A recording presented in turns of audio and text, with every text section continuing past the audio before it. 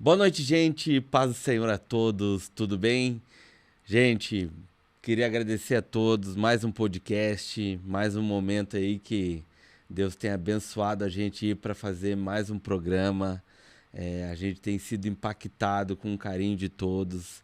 E eu tenho só agradecer mesmo de verdade. Claro que toda a honra é para o Senhor. Deus colocou esse projeto em nossas mãos e a gente tem tentado fazer ao máximo com qualidade, com excelência, porque é tudo para Ele, é tudo por Ele. E eu creio que a gente está fazendo aí uma missão digital, alcançando pessoas, né, de várias formas e maneiras, mas sempre trazendo Cristo como centro de tudo, porque é tudo sobre Ele.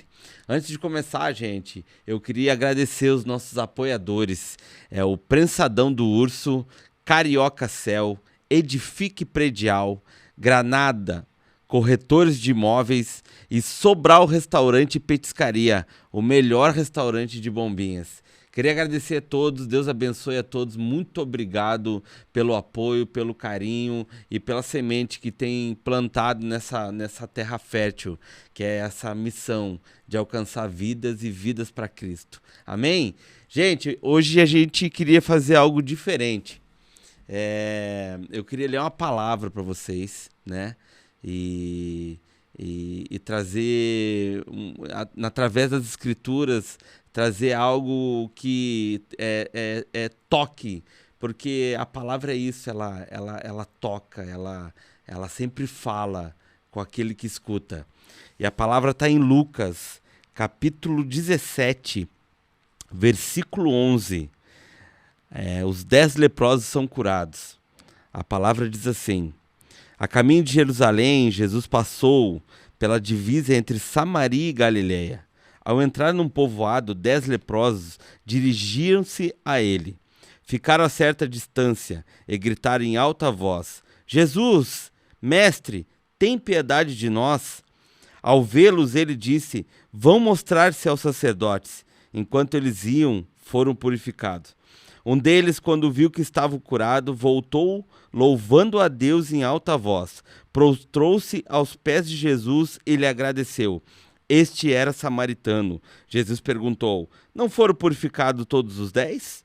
Onde estão os outros 9? Não se achou nenhum que voltasse e desse louvor a Deus, a não ser a este estrangeiro. Então ele lhe disse: levanta-se e vá, a sua fé o salvou. Gente, olha só que palavra tremenda. A palavra está dizendo que eram 10 leprosos. E esses 10, ao mesmo tempo que eles viram Jesus, quando eles se encontraram com Jesus, a primeira coisa que eles perguntaram era se Jesus poderia curar eles, se Jesus poderia transformar eles. Foi a primeira cura de Jesus e que não foi instantânea. Jesus pediu que eles fossem até o sacerdote para o sacerdote examinar eles. Naquela época, para a gente entender, o sacerdote era a única pessoa habilitada naquele templo para ver se realmente a lepra era curada ou não, porque a lepra, os leprosos, eles eram separados da cidade. Eles tinham aldeias onde eles ficavam lá para se separar, porque era algo que contagiava as pessoas, era algo que passava de pessoa a pessoa. Mas Jesus, ele não disse seja curado, ele simplesmente disse vá e se apresente ao sacerdote, vá e mostre para o sacerdote se realmente aquilo que eu estou dizendo para vocês vai se confirmar. Mas a palavra diz que no meio do caminho, eles viram que foram curados. Eles viram que estavam totalmente curados, limpos, mas somente um voltou para simplesmente chegar e dizer: Jesus, muito obrigado. O que a gente pode aprender com isso, gente? Tem muita gente sofrendo com várias escravidão. Tem gente nesse exato momento sofrendo com o adultério, a pornografia, a drogadição, o crime, e passaram de repente muitas vezes em vários lugares, várias igrejas, receberam muita palavra, mas não consegue se manter de pé, não consegue se firmar, não consegue simplesmente manter uma vida, uma rotina de cristianismo, de viver uma outra circunstância com Cristo, uma outra vida com Ele, persistir, perseverar. Nessa palavra a gente pode entender simplesmente que tem muitas coisas e tem muitos lados, tem muitos pecados que a gente precisa caminhar um pouquinho e mudar várias coisas, e uma delas são princípios, uma delas são tu viver uma metanoia, um arrependimento, mudar sua mente, tirar uma mente de escravidão e colocar de novo, reprogramar, Jesus reprogramar de novo tudo aquilo que tu perdeu sendo escravo de Satanás. Ou seja, Jesus mandou caminhar. Muitos de nós temos que caminhar, gente. A Organização Mundial de Saúde diz que a drogadição ela não tem cura. A Organização Mundial de Saúde ela não conhece a Cristo. Mas pessoas também trazem muita estatística em relação a isso, oscilando, caindo e levantando, porque não perseveram. A ideia, gente, é você caminhar, é você levantar, porque cada vez que você estiver dando passo a passo com Cristo, Ele vai mudando a sua mente e Ele vai tirando mais de você e colocando mais dele. Então que essa palavra, gente, sirva para você, de repente, que está sofrendo com muitos pecados. Persevere, lute, busque, porque é isso que vai fazer você cada vez ficar mais forte. E com Cristo, gente, a gente se fortalece todos os dias. Então, não pare, só caminhe, porque quando você parar para analisar, parar para perceber, você vai se olhar e vai dizer, meu Deus, Jesus me curou, eu não fornico mais, eu não adultero mais, eu não roubo mais, eu não me drogo mais e o meu prazer está em Cristo. Ah, mas de repente isso durou 2, 3, 4 anos, você não vai nem ver passar, irmão. Você não vai nem ver. Mas quando você perceber, você vai sentir que Deus é um Deus, que Ele transforma, cura e liberta. E a parte que o cara volta, e uma pessoa só volta e agradece a Cristo e diz assim, Senhor, muito obrigado porque o Senhor me curou. Isso só mostra uma coisa, gente. A perseverança, ela nos mantém conectado. Então, todo momento que a gente está conectado, a gente vai estar mostrando para Ele, muito obrigado, Senhor. Eu reconheço que o Senhor é aquele que me curou, me libertou e me transformou. Baseado nisso, gente, eu quero primeiramente agradecer ao Senhor por tudo que Ele está fazendo, mas eu acho que está na hora do Maquir Podcast também mostrar a minha história. Há um tempo atrás eu fiz um podcast com a Daisy, uma amiga que Deus me deu aí, não só para mim, mas para minha esposa, minha família. E nessa entrevista com ela no podcast, conta toda a minha história. Então, uma grande alegria e com uma parceria com ela, que é a nossa amiga aqui também, eu quero que vocês olhem esse podcast, olhem essa história e vejam que, nesse mesmo modo, eu caminhando com Cristo, quando eu me deparei comigo mesmo, eu percebi, eu estou curado, eu estou liberto e em nome de Jesus Cristo a minha vida mudou. Gente, Deus abençoe a todos e, por favor, curtam a mensagem. Eu tenho uma história. Eu venho de uma família de classe média, né? Meu pai era oficial da Polícia Militar, né, do Rio Grande do Sul, hoje aposentado, né? Minha mãe sempre foi dona de casa, né? Diga-se de passagem, assim, uma mega mãe. Eu sou o mais novo de 3 irmãos. Uau! Né? Você é o caçula? Eu sou o caçula. Tenho meu irmão mais velho, a Cíntia, meu irmão, o Rodrigo, mais velho, a Cíntia do meio e eu. E a gente teve uma infância, assim, muito bacana, assim, muito show. Porque como meu pai, ele às vezes era transferido de cidade, então a gente parou numa cidadezinha bem pequena lá do Rio Grande do Sul, né?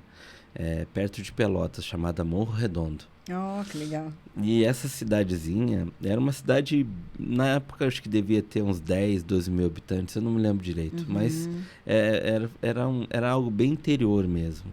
Então a gente cresceu com muita assim, disponibilidade de poder brincar na rua, né, fazer coisas de criança mesmo, né? Então a nossa infância, eu me lembro que atrás da minha casa tinha não sei quantas mil hectares de pé de pêssego. Então a gente comia pêssego adoidado, Que assim, a hora que legal. queria, ameixa. E era do pé, só passava a mão e mandava. Então, a nossa infância, ela teve foi bom demais, assim. O difícil é, às vezes, quando a gente se depara um pouco para olhar para trás e ver que a gente não aproveitou do jeito que deveria ser aproveitado, sabe? A gente não deu muito valor para aquilo, né? Depois, hoje, a gente enxerga os nossos filhos, né, tendo toda uma dinâmica de sair de casa, como, de que jeito, de que forma, né? E lá atrás não tinha isso aí. Era bem de boa porque era tranquilo, né? Em cima disso, desde muito cedo, meu pai ele sempre foi militar, né? Mas ele sempre trouxe a corporação para dentro de casa, né? A forma dele direcionar as coisas dentro de família, dentro de casa, era sempre em cima de muita autoridade. Longe de mim reclamar da educação, porque eu diria, eu receberia e escolheria os mesmos pais se eu pudesse. Tive uma educação muito boa, eu e meus irmãos, né? A gente teve oportunidade de estudo muito grande também.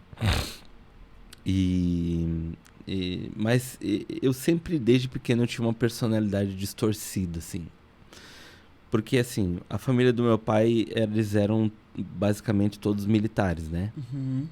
E a família da minha mãe, eles já eram evangélicos, a maioria, né? Meu avô, se eu não me engano, ele era presbítero, né? De uma igreja. E aí já veio junto toda uma descendência, eram 12 irmãos da família da minha irmã, da minha mãe. Então, dentro desse contexto, alguns ali se perderam no meio do caminho e foram pro lado do crime. Uau. Irmãos da tua mãe? Irmãos da minha mãe, né? Porque meu avô, ele um belo dia largou tudo e foi embora, né? E deixou tudo na mão da minha avó. E na época, minha avó morava em São Leopoldo. E a minha avó sempre foi muito guerreira, muito trabalhadora. Então, ela assumiu a casa sozinha. Só que chegou uma hora que eu creio que os meninos, eles enxergaram a fome bater na porta, né? E as coisas daí... O útil juntou o agradável, que Satanás, ele não brinca de ser Satanás, né? Ele simplesmente viu a oportunidade e entrou rasgando, né? Então, ele entrou no meio disso, né? E tirando algum dos meninos do caminho de Deus, né? Mas tinha E alguns ali... deles eram presbíteros? Não, só o meu avô. Ah, só o vô. E nesse meio do caminho, um dos meus tios faleceu. E, cara, ele era meu ídolo. Ele era um cara show de bola. O nome dele era Elias.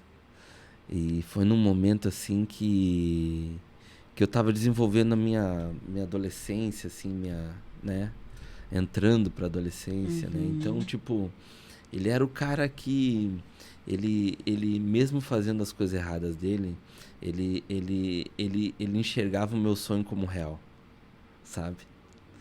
E aí o que aconteceu? Eu tinha ganhado um dom de Deus de jogar futebol. E eu tinha certeza absoluta que eu ia ser um jogador de futebol. Uau. E desses famosos, assim. Eu tinha certeza absoluta. Só que o único que acreditava realmente naquilo era ele. Porque eu me lembro que as nossas conversas, e eu era pequeno, e as nossas conversas, e ele dizia, cara, eu vou estar contigo em todos os lugares, eu vou com isso. E era algo que eu não tinha do meu pai. Entendi. Entendeu? Porque o meu pai, ele sempre se preocupou muito com não faltar nada em casa.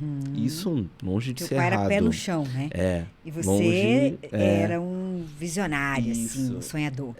Longe de ser errado, pelo contrário. E ele nunca deixou faltar nada mesmo desse. Eu me lembro que o meu pai, ele às vezes virava noites e noites trabalhando em outros lugares para poder trazer algo a mais, para poder investir no estudo do meu irmão, da minha irmã, no meu próprio estudo, enfim. Só que eu era o cara do toque, do abraço, do beijo, sabe? Eu costumo dizer que até mesmo pro meu filho, sabe? Eu digo pra ele, cara, eu nunca tive a oportunidade de tomar banho com meu pai, porque ele nunca deixou, né? Por que o banho? O banho, quando um pai e um filho tomam um banho juntos, basicamente um tá dizendo assim pro outro, cara, nós estamos juntos, nós somos um só. Eu te dou uma direção, eu te dou um destino, eu tô contigo, sabe? Intimidade, gera intimidade, entendeu? E eu nunca tive, o pai ele era muito trancado nisso, sabe? Ele nunca... E o outro lado era diferente, era totalmente diferente, né? A gente já tinha mais intimidade, ele cuidava mais, né? Quando ele estava perto de casa, ele cuidava mais da gente, enfim. E o que aconteceu foi que foi passando o tempo e o meu tio faleceu. E eu criei uma revolta interna. E eu comecei a ver o lado errado certo e o certo errado. Ou seja, quem matou meu tio foi a polícia. E aí eu, pequeno, comecei a enxergar o meu pai diferente. Porque ele era militar. Porque que ele nunca me abraçou em relação ao sonho. Mas não é que ele não tinha abraçado meu sonho, é que ele estava preocupado com a família. Claro. No geral. E não tinha tempo para aquilo. Isso. Esse que é o ponto, né? Mas ele, ao mesmo tempo, ele era o cara que ele deixava o vale transporte de manhã para mim poder ir treinar.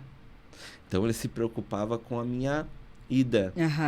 Mas meu pai nunca foi num jogo meu. Ele nunca foi me ver. E às vezes é difícil a gente entrar, principalmente nesse meio de futebol, se não tem um pai, a família, basicamente junto ali, segurando tua mão nesse sonho, a probabilidade de tu chegar é muito pequena, né? Tudo tem que caminhar junto. E aí o Joe começou a crescer diferente. O Joe começou a crescer com uma personalidade distorcida, e aquilo que eu achava, que eu escutava dentro de casa que era errado, eu comecei a ver como certo. E aí fui crescendo e vendo que meus tios muito cedo, porque a distância dos mais novos mesmos eram de tipo 5, 6 anos. E eles já tinham um carrão, já andavam sabe? Tudo por causa do quê? Por causa do crime. E eu comecei a almejar mais aquilo do que propriamente o meu sonho. Então, para ir pro outro lado, foi um tapa, assim. Foi muito rápido. Eu costumo dizer que a minha vida no crime começou com 8 anos de idade. Por quê? Porque um dia eu pedi pro meu pai para poder jogar fliperama, né? E eu pedi dinheiro para ele. E ele disse para mim que não tinha. E eu não aceitei aquele não. Eu fui na carteira dele e roubei moedinhas sem ele ver. Peguei moedas sem ele ver, na época, de R$1, enfim. E fui. Só que eu gostei daquilo. Com 8 anos de idade, eu gostei daquilo. E aí depois foi tudo desencadeando mais ou menos para isso, né? Resumindo, basicamente assim, para você entender, com 14 anos eu já roubava carro. 14 anos de idade. De 14 para 15, né? Fiquei envolvido muito tempo no crime, né? Onde eu conheci também a drogadição. Fui usuário de crack. Uau. Durante 4 anos. Fui preso durante 4 anos no Presídio Central em Porto Alegre. Muito novo. Isso eu fui preso com 19 anos, mais ou menos, né? Então, tipo, eu perdi aquela infância, né? Adolescência ali da 19, 20, 21, 22. E eu tava me tornando um monstro, assim. Um monstro. Eu já não queria mais saber de nada, de ninguém, né? Mas eles lutavam muito. A minha mãe, principalmente, ela nunca desistiu. E ele também. Meu pai também. Aí entra aquilo que a gente falou fora da, né? Que eu te falei, né? Que é difícil de entender, sabe? Depois como as coisas... E não ver que realmente existe um Deus, sabe? Algo certeza, muito maior. E aí ficava muito gritante, assim, a diferença entre a gente. Porque a distância foi como se criasse uma mega ponte entre eu e ele. Você entendeu? E seu pai. Por quê? Porque ele era polícia, né? E eu porque queria ser bandido. Entendeu? Meio que uma afronta, né? É, porque eu não sei o porquê, depois eu fui entender, né? Mas eu queria trazer a dor pra ele, que era a dor que eu tinha de não ter chegado no meu sonho. Era algo muito surreal, né? Muito louco, assim, sabe? Que o diabo, ele fez, assim, na minha vida, sabe? Meu Deus. Cara, infelizmente, boa parte eu consegui. Eu praticamente destruí a carreira dele. Porque dentro de uma corporação, tu saber que tem um filho que está totalmente perdido, né? Perdido nas drogas, perdido no crime, né? Pelotas é uma cidade que deve ter o quê? Eu acho que 300 mil habitantes. Não sei direito, 300, Morro 400. Redondo, então, pensa? Não, nossa. Só que daí a gente já tinha ido para Pelotas. Ah, tá. Voltado para Pelotas. Mas ela é grande, mas ela é pequena ao mesmo tempo. Sim. Entendeu? Então era muito conhecido. Então, pô, o filho do tenente era o Diogo. E aí chegou um momento que, tu vai cobrar de quem? Tu vai mandar o quê se tu não consegue mandar nem dentro da tua própria casa? É mais ou menos aí assim a lógica, entendeu? Dentro da polícia, né? E automaticamente eu acho que ele nunca fala, ele nunca falou, ele nunca contou, mas eu acho que os próprios colegas no dia a dia meio que escantearam e ele pegou meio que uma raiva daquilo que ele estava vivendo dentro da polícia, né? E ele saiu, né? Se aposentou e saiu. E ele poderia ficar trabalhando, mas ele não quis. Não quis. E aí, durante um bom tempo, eu me culpei muito em relação a isso, sabe? Porque eu sabia que ele gostava, era algo que ele amava, né? Meu pai, ele nunca deu um tiro em ninguém.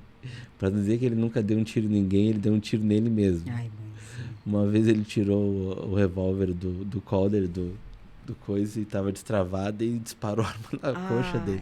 Então ele sempre foi um cara muito tranquilo, muito amigo, sabe? As pessoas sempre gostaram de estar perto dele.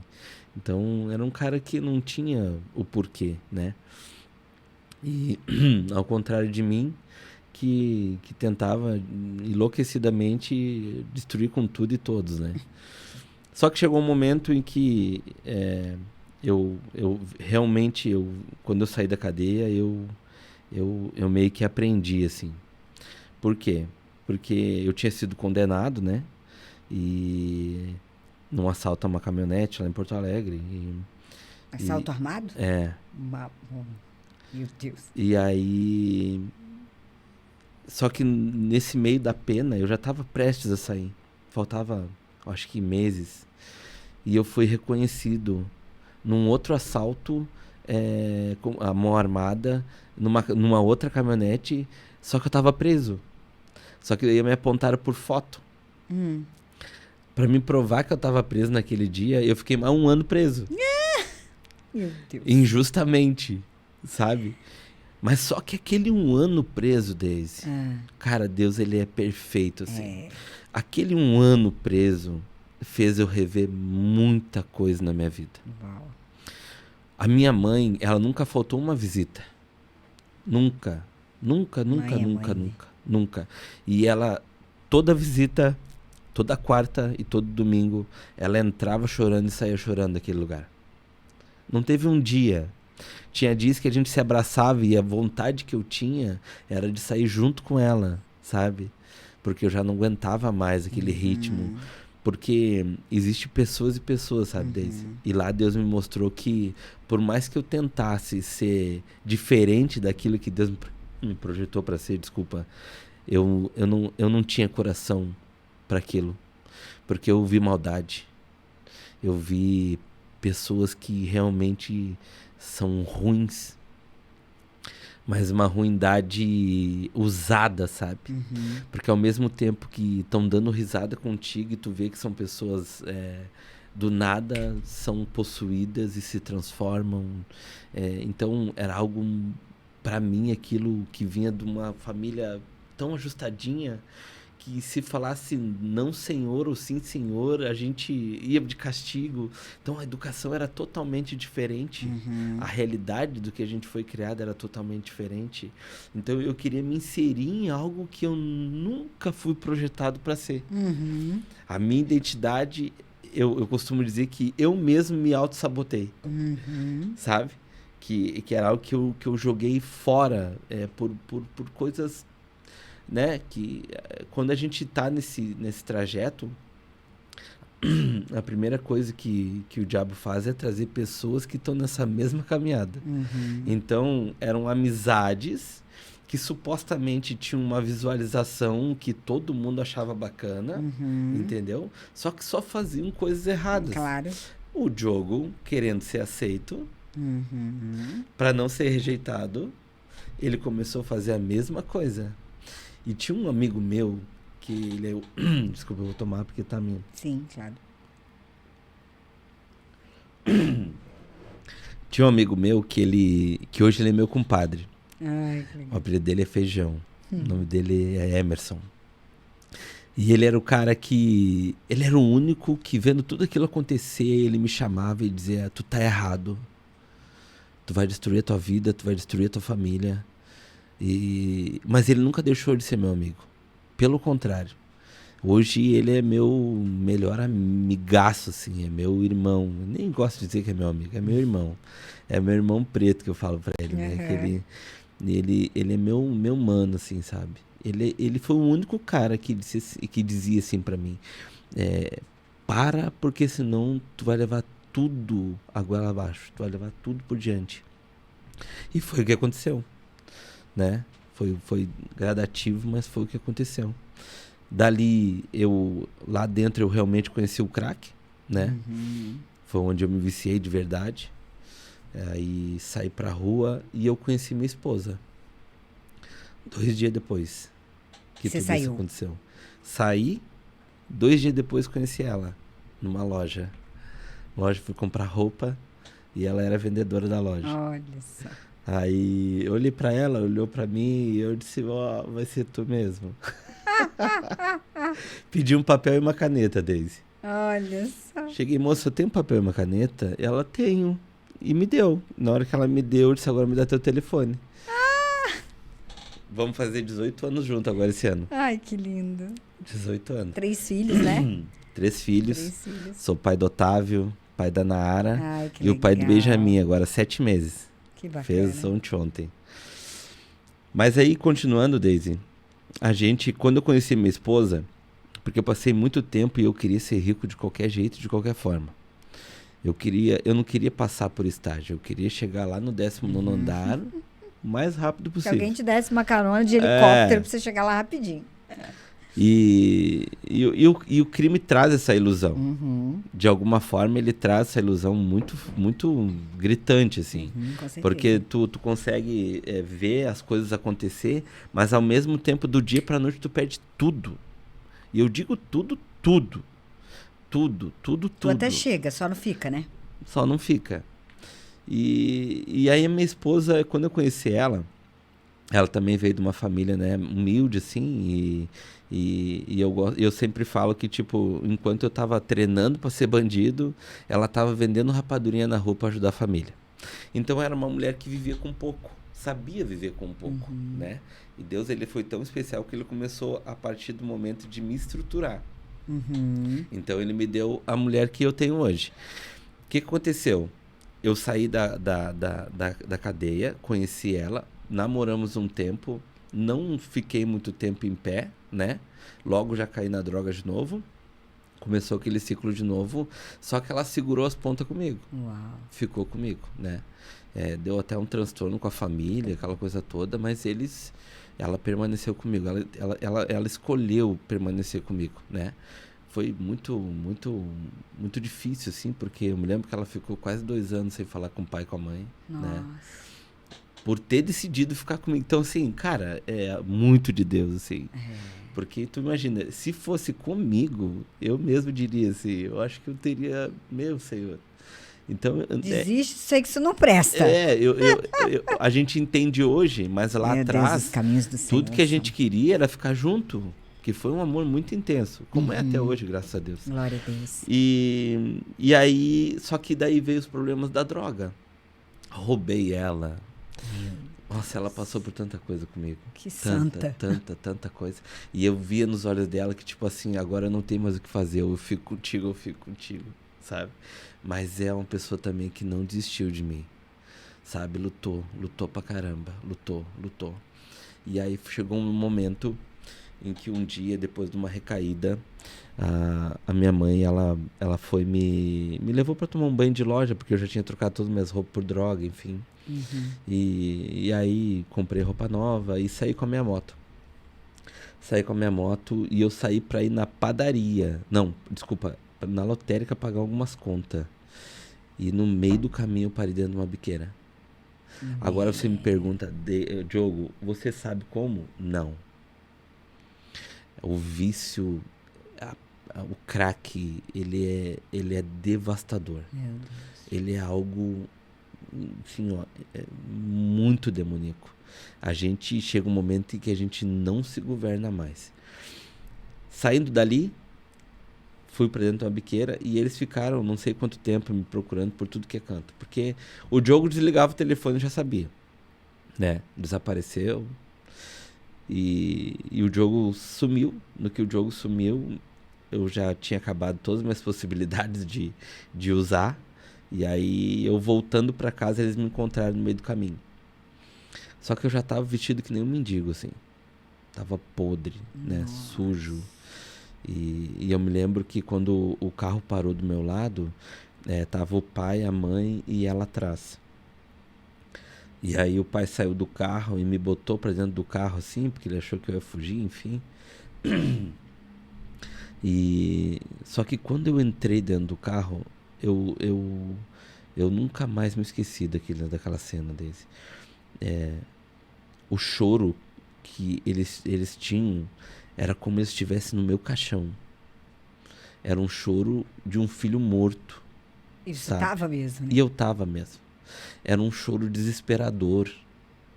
Ao mesmo tempo que eu creio que eles estavam felizes de ter me visto e eu estava vivo, mas ao mesmo tempo o olhar para mim foi muito, muito, muito desesperador para um pai, para uma mãe. Hoje eu sou pai e entendo, né? Meu filho às vezes se machuca e eu já dá vontade de tirar a dor dele e botar em mim. Você imagina entrar num negócio desse. Ali eu fui levado para um sanatório, para uma clínica que tinha na cidade, né? E era porque a cidade naquela época não tinha lugares hoje para tratamento como tem hoje, né? Hoje tem bastante tudo que é canto aí, mas lá naquela época não tinha. Então o único lugar que tinha para se fazer um tratamento era dentro de uma ala da ala psiquiátrica lá, da ala do sanatório, né? Aí, tu foi para lá. E eu fui para lá, fiquei 3 meses. Desintoxicando. Desintoxicando, tomando remédio pra caramba. Só que dentro daquele contexto, eu me lembro que o pai foi me ver e aquele dia do choro eu nunca mais esqueci, e lá dentro virou a chave. E eu disse, cara, eu não posso ser mais assim. Eu tenho que mudar de vida. Porque senão eu vou perder tudo mesmo, e além de eu perder tudo, eu vou morrer. Porque eu sempre fui assim, Daisy.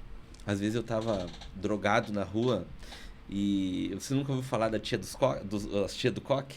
Ah, sim, as tia do coque. Do nada, enxergava uma tia do coque, ela já dizia assim, assim diz o Senhor, e apontava o dedo pra mim. Uau. Tu vai ser o pregador da palavra, tu vai ser isso.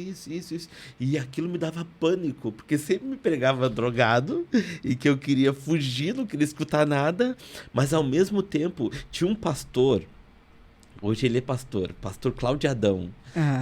Hoje ele tá lá em Jaraguá. Eu com a droga na mão, usando, e ele vinha pro meu lado com a Bíblia e falar da palavra. Eu tinha vontade de matar ele.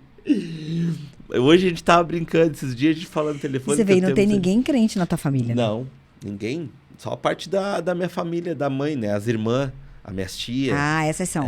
Mais de 50 anos de igreja, enfim. Mas pastor, eu sou o único. É. Aí, eu tinha vontade de matar. Eu dizia, cara, some daqui, cara. Mas a tua mãe é crente também, não, né? Não, a mãe, ela frequenta, né? Ela vai. E aí, o que aconteceu? De tanto aquele cara bater na tecla, cara, que chegou um dia, que eu não sei por acaso como foi, de que jeito, de que forma, que a primeira vez que eu botei os pés numa igreja evangélica foi na igreja do cara. E como tu foi parar lá? Porque ele também estava no semiaberto comigo. Ah. Só que ele tinha aceitado Jesus lá dentro. Entendi. Entendeu? E como a gente era muito amigo... Tinha aceitado Jesus lá dentro do presídio. Isso. E aí, como a gente era muito amigo, ele queria que eu aceitasse também. E ele era de noite, palavra e palavra, palavra e palavra. Então tinha muita coisa que eu conhecia da Bíblia, que antes mesmo de eu me converter, você eu já conhecia sabia por causa dele. Sabe? Sabe que então, eu também, meu avô, ele era de cadeira de rodas, né? E por conta de uma doença que ele teve e tal, um acidente. Daí, então a gente era criança, assim, meus primos, todos. E aí ele lia a Bíblia. Minha mãe tinha dado uma Bíblia para ele, uma Bíblia católica, né? Sim. E ele lia aquilo e eu cresci conhecendo, né, algumas passagens, muita coisa assim da palavra. E eu não sabia como que eu sei isso.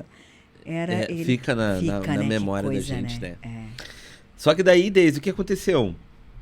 Saí com vício, não consegui segurar muito tempo e pedi pro pai. Pai, olha, o negócio é o seguinte, me coloca no lugar mais distante possível para me tratar. Um lugar que eu tenho que pensar no mínimo, assim, umas 10 mil vezes ir embora, porque eu sei que eu vou ter que caminhar para chegar. E ele disse, não, filho, então vamos dar um jeito. E me largou numa cidade chamada Sapucaia. Lá no interior de Sapucaia, lá dentro, no meio do nada, assim. E lá eu fiquei. Era uma comunidade chamada Nossa Senhora dos Anjos, né? Era em cima dos 12 Passos de NA, né? O dono lá era o Thiago, hoje meu amigão também. Seu Pedro, a família, são pessoas maravilhosas, né? E só que naquele tempo existiam muitas palavras que diziam que eu ia morrer, sabe? De tudo que é jeito, né? E o diabo tentou de todas as formas, te né? matar. E uma delas era psiquiatra. Porque eu literalmente era usado por Satanás desde assim. Eu fazia rebelião dentro do sanatório. Eu fiz uma fuga em massa uma vez, cerrei grade, fui todo mundo embora do sanatório. Olha, foi algo assim, olha, que era só Jesus, né, cara? E aí ela disse pros meus pais, né, que podia perder a esperança que eu ia morrer usando droga, né? Um tempo depois desse tratamento, a gente voltou lá para dar uma palestra. Muito tempo depois. E adivinha quem estava na palestra? Ela. Ai, até me arrepio, né? Então, até hoje, né? É uma médica que encontra minha mãe lá no shopping e coisa. E ela, primeira coisa, ela pergunta, e o Diogo? Ali ela viu a glória de Deus, né? E o Diogo? Então, não tem. Quando Deus quer, não tem. Tem uma situação... E é o que eu falo, não é por nós, é por não, ele, né? Com certeza que não. É para resplandecer a glória dele. Tem uma situação em que quando eu estava no crime, que aconteceu... a gente foi fazer um assalto e ali eu vi que realmente Deus queria algo comigo. A gente foi fazer um assalto e era eu e um cara na moto, né? E aí a gente foi pegar o que tinha que pegar lá. Quando a gente saiu, o segurança, eu acho que viu, e ele fez a volta e ficou do lado do supermercado. E quando a gente subiu na moto, a gente tava de costa para ele, né? Quando a gente subiu na moto, começou a dar uma estalaçada, assim. Plam, plam, plam, plam, plam, plam, plam. E a gente caiu. Eu e o cara caímos da moto. Eu fui baleado nas pernas e na canela, né? Só que esse cara que tava comigo, como ele estava dirigindo a moto, supostamente eu estava atrás dele. Entendi. Ele morreu. Ele levou um tiro no meio das costas. Ah. E ele não morreu. Mas ele levou um tiro no meio das costas. Só que a probabilidade de ele ter tomado esse tiro nas costas, como eu estava atrás dele, Pois é. é muito pequeno. Mas não veio de frente pra trás, será? Não, porque o cara estava atrás de nós. Então, tipo, foram coisas que foram acontecendo e naquele dia como era um negócio para fora, assim, bem distante da cidade, a gente entrou para dentro do mato. Eu entrei, né? Porque ele foi para um lado, eu fui pro outro. E eu passei a noite toda correndo. Eu fui ver que eu tava baleado depois de horas correndo dentro do mato. Porque os meus tênis começaram a fazer schlep. E eu disse, mas eu não pisei em água? Era sangue. Peguei o celular e fui ver, toda a minha perna tava tomada de sangue. E era o sangue que tava. Ali na hora, assim, foi instantâneo. O gosto de pólvora veio na boca, me murchou a boca, uma sede incontrolável veio. E eu vou morrer no mato. Só que eu vinha. E aí começou toda a função. Eu escutava cachorro, eu escutava barulho de polícia. Só que eu tava já muito longe no meio do mato, sabe? Chegou um momento de horas e horas caminhando no mato. Eu cheguei numa estrada, estrada de chão, né? Só que eu não sabia onde eu tava. Eu não fazia ideia onde é que eu tava. E eu cheguei nessa estrada de chão e aí, nessas horas, a gente lembra de Deus. Só que eu nem pensava em conhecer Deus, né? Eu simplesmente tinha Deus como algo de religião, que nem você. Aí, eu olhei pra cima, eu nunca mais me esqueci, assim. Eu olhei pra cima, foi a primeira experiência que eu tive com Deus. Eu olhei pra cima e disse assim, ó, se tu existe mesmo, me diz pra que lado eu vou.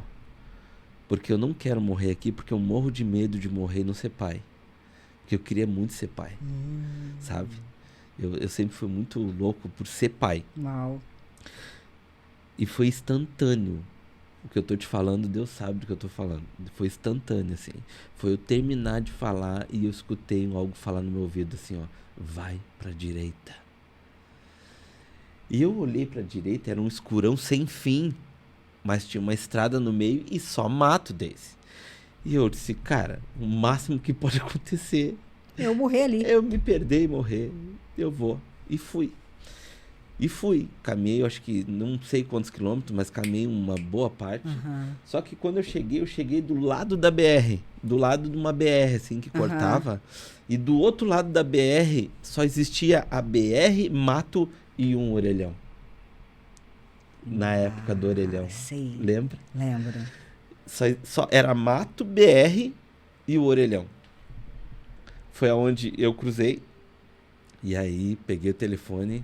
E aí a gente também, né, faz aquilo que sempre um infrator, quando é adolescente, faz, né? Lembra do pai, lembra da mãe. Liguei pro meu pai. A cobrar, né? A cobrar. E ali foi a primeira experiência que eu tive com Deus. Uau.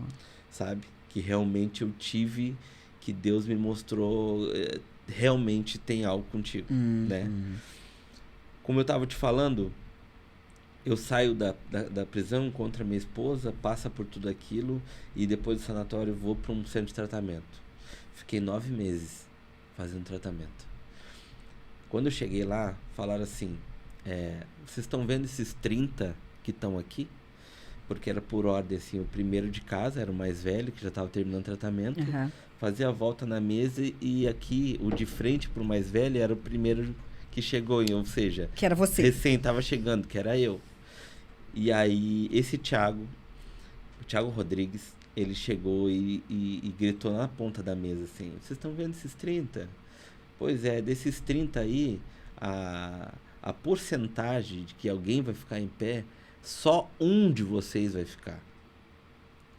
Eu dei um soco na mesa e disse, esse um vai ser eu. Porque na época, Daisy, não tinha esse negócio de governo pagar tratamento. Era um salário mínimo que a família pagava. Então, eles já tinham enfrentado tudo comigo Aham. e ainda tinham que se virar nos 30 para me pagar um tratamento para mim ser Sim. diferente. Eu falo assim, ó, que eu passei 9 meses, que eu dei muito trabalho, mas eu estudei muito sobre aquilo. Porque na minha cabeça não cabia algo que cabia na palma da mão, não pensava, mas me movimentava para tudo que é lado. Eu ficava enlouquecido com aquilo. Como que algo que cabe na palma da minha mão, Pode me dominar, o né? ser inteligente sou eu, Aham. cabe na palma da minha mão e me movimentava como eu fosse uma marionete. Porque que nem eu te falei, isso que eu te disse, que eu, às vezes eu ia convicto, eu vou na lotérica e eu no meio do caminho eu parava dentro de uma biqueira, não foi uma vez que aconteceu, foi várias. Meu Deus, e do Do nada? nada, eu simplesmente me dava uma abstinência muito forte e eu não conseguia dizer não e eu esquecia de tudo, sentimento, família, pai, mãe, irmão, o que fosse. Eu só queria saber de usar. Entendeu? Então, por muito tempo foi assim. E eu disse, cara, eu vou ter que estudar. Eu preciso entender o que está acontecendo comigo, eu preciso saber o que realmente... E eu não conhecia Cristo ainda. Eu tava indo, né? Que Deus estava me conduzindo, né? E nesses 9 meses, caramba, aprendi muito, sabe? Tive pessoas maravilhosas na minha vida, né? Conheci muito sobre a doença, né? Que é a dependência química, né? A Organização Mundial de Saúde, ela pegou a dependência química como algo que não tem cura, né? Estudei muito sobre isso, né? Busquei muito saber como era, de que jeito, de que forma. Vendo experiências de pessoas que passavam 9 meses comigo, estavam lá no tratamento e iam embora e no outro dia estavam voltando porque não conseguiram ficar um dia na rua. Eu morria de medo, Daisy. Meu Deus, faz Eu bem. tinha um medo de ir embora que você não tem noção. Porque isso aí, se acontecesse só com uma porcentagem mínima, tu poderia dizer ainda na tua arrogância, são fracos, entendeu? Mas não, eles eram a maioria. E dentro da maioria, até mesmo os próprios monitores, que os caras já estavam 10, 12, 7, 8 anos, quando vê do nada eles recaíam e voltavam de novo. E eu disse, cara, eu não quero isso pra minha vida, cara, tem que ter, não pode, não é possível, não é possível. E eu sempre lutando contra tudo aquilo que me falavam. É doença, tu tem que conviver, Eu disse, cara, pode ser doença, mas que alguma coisa eu sei que vai acontecer, de não sei como, de que jeito, de que forma, mas que eu não vou usar mais essa porcaria, eu não vou. E aí eu fui aprendendo. Dentro desse contexto, eu terminei os 9 meses, né, e fui aprendendo. Comecei a trabalhar, né, foi as primeiras vezes que eu tive a carteira assinada na vida. Uau. E eu me lembro que idade você tinha? Eu acho que eu tinha uns 25, 24. E aí, eu dentro desse contexto ali, eu fui trabalhar. Eu me lembro que a primeira empresa que eu trabalhei, eu peguei o salário. E na época o salário mínimo era 800 e pouco, se eu não me engano. E eu peguei e eu chorava, que nem criança, na esquina. Porque eu já tava com a Kelly, né? Eu já tava com a minha esposa e o Otávio não existia ainda. E Que aí, é o mais velho, né? E eu dizia, cara, o que eu vou fazer com 800 pila? E aí entra aquilo que eu te falei. Ela sabia colocar as coisas, entendeu? E ela mesma me dizia, cara, deixa de ser guri. Vai dar tudo certo, o teu salário junto com o meu, a gente vive um pouco apertado, mas a gente vai viver. A gente não vai passar fome, as nossas contas vão ser pagas.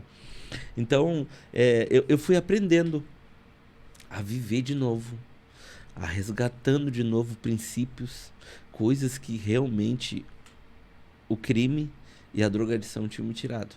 Uau. Só que não é um processo do dia para noite. É uma coisa muito, muito, muito difícil. A gente tem que ter muita perseverança. A gente tem que ter muita renúncia, sabe? Eu sempre costumo falar que tudo que eu fiz e eu resisti, né? Dentro desse contexto de recuperação, eu tenho muito orgulho de mim, Mas ao mesmo tempo eu jamais seria arrogante e reconhecer que se a minha família e a minha mulher não tivesse segurando minha mão, eu não teria jogado tudo para água abaixo. Então a gente tem que meio que balancear isso, entendeu? Sem dúvida. Porque se a gente coloca, por exemplo, se eu tivesse feito a minha recuperação em cima, eu tenho que fazer a recuperação para abrir a porta da minha casa novamente, para eles poderem me aceitar. Muito provavelmente eu teria voltado a usar. Com certeza. Porque a primeira frustração ou qualquer outra briga, jogo, ou alguma coisa que me jogasse na cara, eu teria chutado o balde, entendeu? Então, eu sempre priorizei em fazer aquilo Eles por te mim. aceitaram do jeito que era, né? Você não precisou de fazer nada pra Por ser mim, eu queria fazer por mim. Porque eu na minha consciência, foi eu que tinha ido até a biqueira. Eu que fui até os amigos errados. Eu tive a oportunidade de sair delas e não...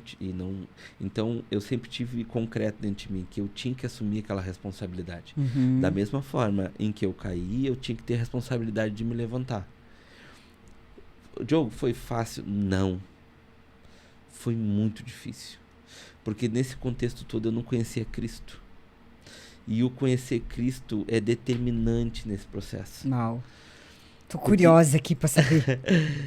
E aí, desse contexto, assim, de trabalhar até conhecer Cristo, eu cedi algumas coisas que iam me levar de volta para onde eu estava. Só que eu estava tão cego em querer ser rico. Ainda? Ainda. Eu tô encantado com a tua esposa. É uma santa. Santa. Que... Ela conhece Jesus, já conhecia na época. Então, aí o que aconteceu? Nesse processo de mim ir pra... Não, só pode. Pra mim ir pra comunidade, ela começou a frequentar. Ah. Entendeu? A minha mãe começou a levar, começou a frequentar, né? A minha mãe começou a ir também. E aí ela se apaixonou e aí já viu, né? Meu Senhor. Nesse processo de sair da comunidade e ter uma vida... Chegou um momento em que... as coisas começaram a apertar, né? O salário já não dava mais como antes, né? E eu gostava de botar roupinha à cara, eu gostava, né, de querer ter meu carro, minha moto. E aí as oportunidades, de uma forma que não era propriamente o crime, mas também não deixava de ser, começaram a vir, entendeu? De uma forma bem sorrateira, sabe? Eu comecei a trabalhar com produtos que vinham lá de Foz do Iguaçu, sabe? E buscar, fazer todo o processo, né? Aquela correria da estrada para não ser pego. E montei minha lojinha lá, porque daí eu comecei a trabalhar. Eu sempre fui muito empreendedor, né? E como eu tinha a ficha muito suja, ninguém sabia quem eu era. Tu não tinha crédito. Entendeu? Então a dificuldade de arrumar emprego era gigante. Então eu sempre priorizei ter meu próprio negócio, porque daí era eu e eu mesmo, né? E aí eu nesse processo aí eu comecei a fazer pequenas coisinhas, ganhando dinheiro por fora, que automaticamente estava alimentando o monstro que já habitava ali dentro, que estava dormindo, entendeu?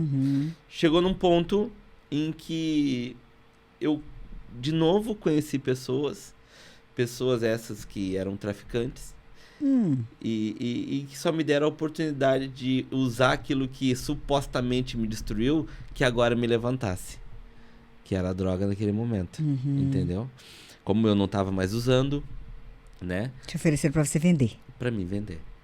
E aí o Diogo começou a levantar de novo. Eu não creio. Financeiramente. Gente do céu. E aí, que nem eu te falei, tava tudo Não, eu tô precisando de um pano de prato pra amarrar meu queixo aqui. E aí tava tudo dando certo, Daisy, de novo. Tudo dando certo. Diogo ostentando, carro, casa, churrascada, família, era cerveja e churrasco quase todos os dias, e todo mundo falando. E a tua esposa? E a minha esposa, naquele foi a mulher sábia. Porque ela começou a ir na igreja, né? E eu me lembro que às vezes... Mas tu abriu o jogo com ela? Contava o que tava fazendo? Ela sabia. E aí? E aí, às vezes, a casa amarrotada de droga. E ela pegava... Nisso o Otávio já tinha nascido. Isso que eu ia perguntar agora. O Otávio já tinha nascido. Eu tinha mesinhos. 1 ou 2 meses. E aí... ela ia pra igreja, pegava o Otávio. E eu Xingava ela. Ele dizia assim, onde tu vai? É sério que tu vai dar todo o dinheiro pro pastor? Sabe? Xingava ela. Mas ela, perseverante, ela ia. Chegou um belo dia que ela chegou e disse assim, amor, o negócio é o seguinte, a gente vai ter que apresentar o Otávio. Eu disse, apresentar? Como assim apresentar? Porque na igreja evangélica a gente apresenta, a gente não batiza, papapá, papapá. Eu disse, mas não é só mergulhar o guri e deu? Não. Ele, não, na igreja lá a gente apresenta, o pastor apresenta, só que tem que estar o pai, a mãe, os padrinhos.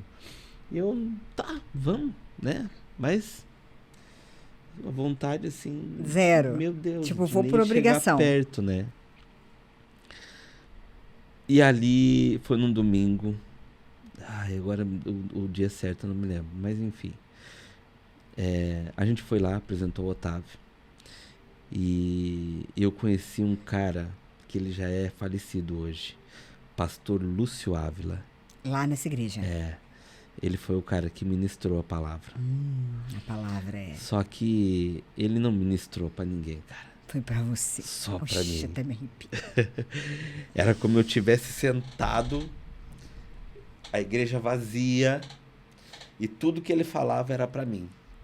Meu Deus. Ele e sim, era tão forte o negócio que ele pegou pra olhar pro meu lado e ele só olhava pra mim.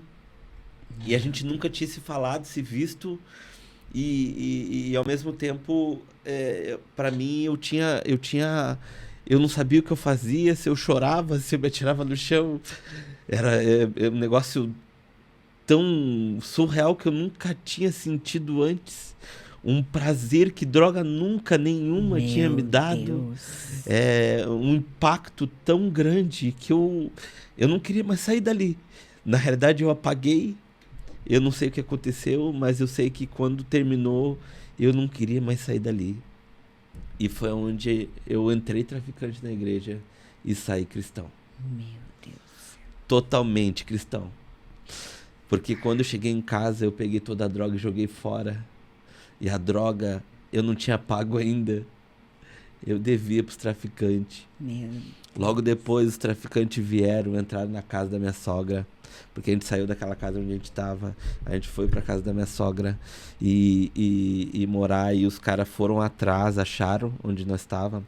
E o cara entrou na sala da minha sogra e disse assim: eu vim aqui pra te matar. E nesse negócio de te matar, eu já ouvi falar muita coisa boa de ti. Então assim, ó, tu tem até o final da tarde pra arrumar esse dinheiro. E me dá em mãos. Ou em droga, ou em mãos, não interessa. Eu quero o que é nosso.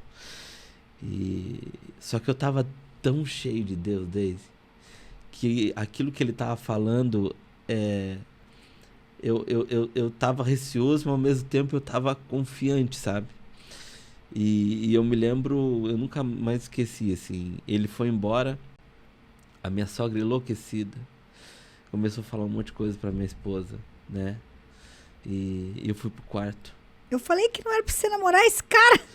Eu fui pro quarto e ali eu fiz uma oração. Eu disse, de joelho no chão, eu disse assim: agora, Senhor, tá na hora de cumprir tudo aquilo que o Senhor disse que seria na minha vida. O Senhor falou que eu seria um pregador. O Senhor falou que eu ganharia muitas almas. Agora tem um cara aqui dizendo que vai me matar. Eu vou sair, eu não sei pra onde eu vou. Eu não tenho onde arrumar esse dinheiro. Eu não tenho onde arrumar essa situação. Eu larguei tudo para viver isso que eu tô vivendo agora, que eu aceitei a viver. Então eu vou pegar a moto e eu vou sair pra rua. Só que não me deixa voltar sem nada. Me dá alguma coisa para me dar para esse cara, sei lá, que vai ser assim realmente, que o Senhor realmente quer algo comigo. E eu passei a tarde andando de moto pra cima e pra baixo, mas assim, eu não chegava em lugar nenhum porque eu não sabia pra onde eu ia. Meu Deus. Cheguei num lugar, num amigo meu, pra descansar, porque eu queria desabafar e chorar, na realidade. Uhum. E resumindo, o cara, contei a história pra ele, e o cara, mas sem pretensão de nada, eu nem tinha... E o cara chegou e disse assim no final, depois que eu contei tudo, ele disse assim: o negócio é o seguinte, eu vou te emprestar esse dinheiro. Mas assim, ó, deixa eu te falar uma coisinha. Se tu voltar pra essa vida, quem vai te matar sou eu. E ele me deu. Fui lá, paguei o cara. Fiquei 5 anos pagando o cara. Esse cara que te emprestou. Esse cara que me emprestou. Porque era tudo de que sobrava. Porque como a gente vivia meio apertado, vivendo honestamente, às vezes sobrava 100 pila, às vezes sobrava 200. Às vezes tinha um cartão de alimentação de 900, eu ia lá dar pra ele. E foi assim que a gente foi pagando. Uau. Foi assim que a gente foi pagando. E só que ali teve um grande start na minha vida, assim, sabe? Porque eu poderia ter feito 1 milhão de coisas, sabe? Mas eu ter tomado a decisão daquele dia de seguir em frente com Cristo mudou muita coisa. Muita coisa. Muita. Porque assim, ó, as coisas na minha vida viraram do dia pra noite, Daisy.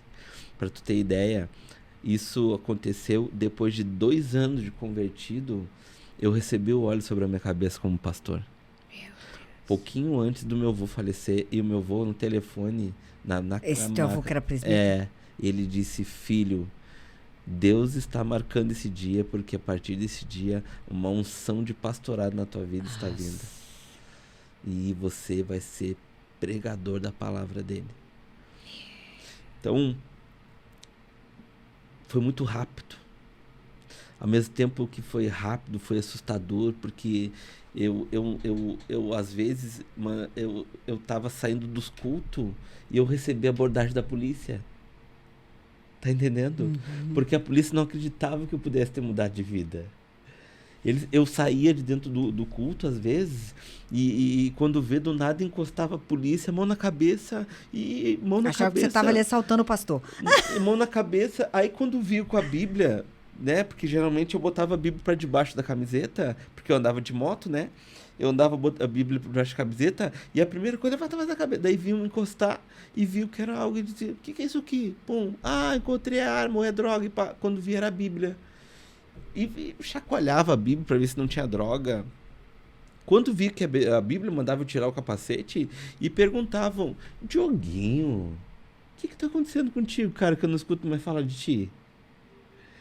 E eu disse: exatamente, senhor. É porque antes eu tava na rua, hoje eu tô dentro da igreja. E ele disse assim: não, mas só arrumou um jeito novo de ganhar dinheiro, não é possível. É inacreditável mesmo, né? Entendeu? Então, é que nem eu te falei, a transformação às vezes é muito mais pelas atitudes que a gente tem do que propriamente daquilo que a gente fala. Porque o falar impressiona, mas às vezes não condiz, né, com a atitude. Exatamente. Entendeu? E o resgatar a identidade é muito mais sobre caminhar do que falar. Porque quando tu faz, por exemplo, de uma dependência química, tu passa o processo dentro de uma comunidade, a maioria recai porque eles não fazem o que eu digo, o que eu chamo feijão com arroz, que é o simples. Casa, igreja, trabalho, casa, igreja. É fazer o simples. E às vezes isso aí é por um bom tempo. Entendeu? Porque assim, ó, existe curas, Daisy, que se tu parar analisar na Bíblia, a única cura que não foi imediata, a única cura que não foi assim, Jesus disse assim, ó, seja curado, foi dos 10 leprosos. Que chegam os 10 leprosos: Senhor, me cura. E eles dizem: ó, vão até o sacerdote e deixa ele examinar vocês. Pô, o vão é porque eles têm que caminhar. A palavra diz que no meio do caminho eles perceberam que estavam curados. Então existem coisas que a gente vai ter que caminhar um pouquinho para a cura acontecer. A gente vai ter que perseverar em algumas coisas. A gente vai ter que persistir em algumas coisas. E às vezes esse caminho tem muito a ver com deserto. Mudar de novo a tua estrutura, a tua mente, metanoia. Porque para analisar, Deus tira o povo do Egito, leva para o deserto. Pô, eles viram paredes de água desse. Coisa que a gente nunca vai ver. Exato. Entendeu? Dentro desse contexto, as pessoas ainda, por causa de um pedacinho de carne, queriam voltar a ser escravo. Tá entendendo? Imagina a gente que não... Então, tu imagina, não era mais fácil Deus chegar e pegar esse povo e largar lá dentro da Terra Prometida? Era. Mas Deus precisava mudar a metanoia dos caras. Porque eles tinham ainda a mente de escravo. É verdade. Era muito tempo. Eram quase, dentro de 400 anos que eles viveram no Egito, 300 de escravo. Então foram gerações sendo escravo. Então Deus tinha que mudar a metanoia dos caras. E a droga é exatamente igual. Porque a droga, ela muda o teu caráter. Ela muda a tua identidade. Ela muda teu jeito de ser, ela remove sentimento, ela endurece coração, ela faz aquilo que tu achou que tu nunca conseguiria fazer, é o que tu mais vai fazer.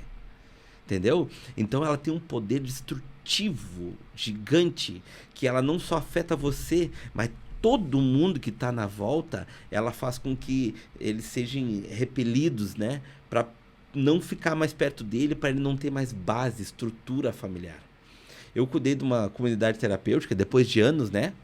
Agora, nos últimos 2 anos, 3 anos atrás. Eu ia te perguntar, você deve ter um ministério com isso, né? E eu... Porque a gente é um imã, né?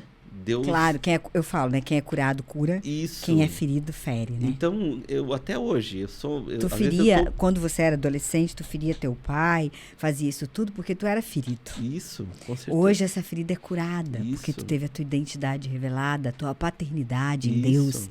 Então hoje essa ficou uma cicatriz que hoje é a cura de outras feridas. Isso aí.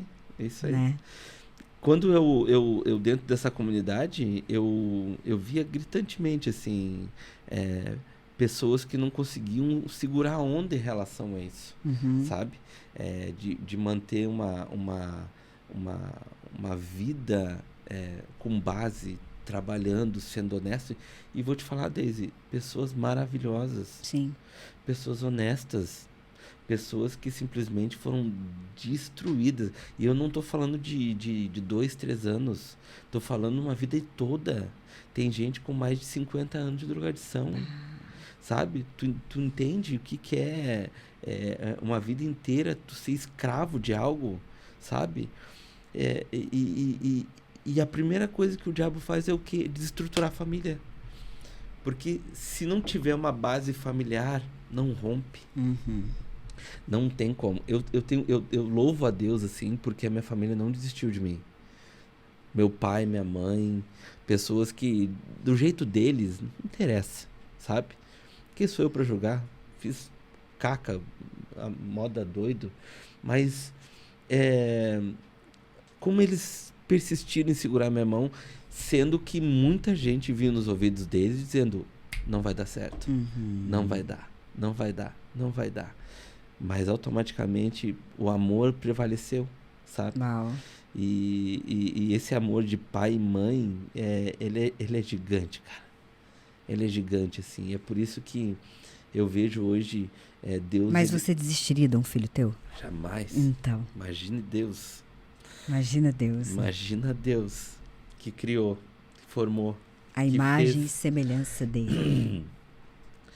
Eu vejo hoje o trabalho de Deus. Ele fazendo um trabalho muito forte com homens, né? Trazendo o posicionamento dele novamente, né? Porque nós entramos numa geração de Acabe, né?